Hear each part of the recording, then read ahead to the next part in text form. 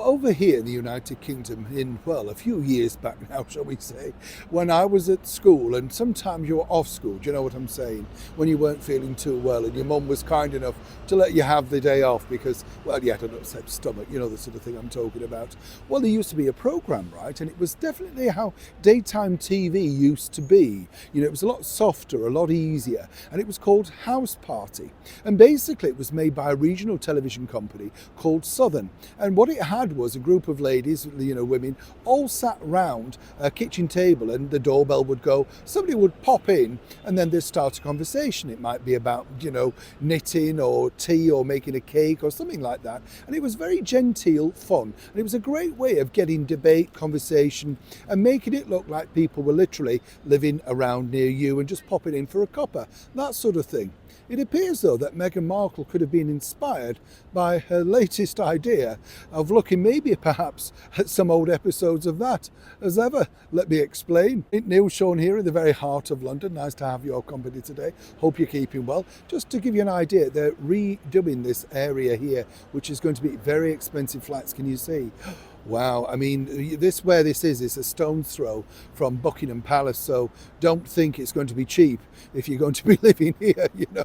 Oh no, definitely you're going to need a lot of money, you know. As ever, back to your royal story of the day. Now, here's where I do find interesting because, you know, with Meghan Markle, she never really plans anything in advance. That's the problem. She launched the Riviera Orchard thing, and then, you know, that was sort of half-baked, and everything's seemingly done in a rush, you know. And this is now the case, allegedly, with the cooking show that she's got put together for Netflix. You know, where the podcast is, who knows? But they're biting the bullet now, wondering what they've done.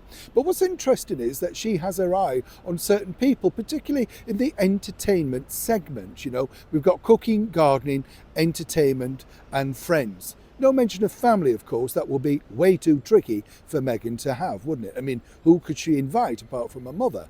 Yes. And I'm seeing the mother sitting at the end of the table, a little bit like Dame Edna's chief bridesmaid, Madge Allsop, just sat there, never speaking, you know, this sort of thing. Interested, as I'm sure you'll agree. So what I've been told is this, that Meghan herself is very keen to secure a definite royal connection, and her chum of hers, Princess Eugenie, might make it happen. You see, according to that source, she would very much like to invite the Duchess of York.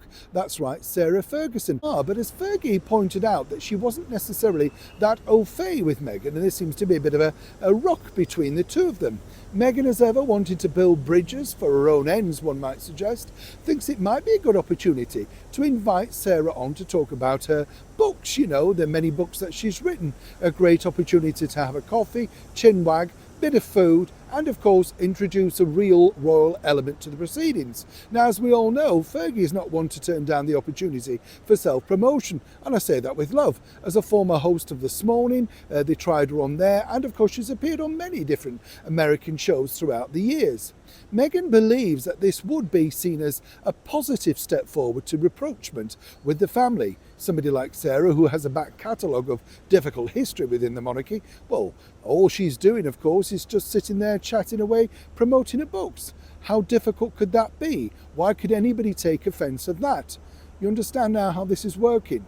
Now, apparently, Netflix think this is a wonderful idea. The only tricky bit now is to get this message over to Sarah, Duchess of York.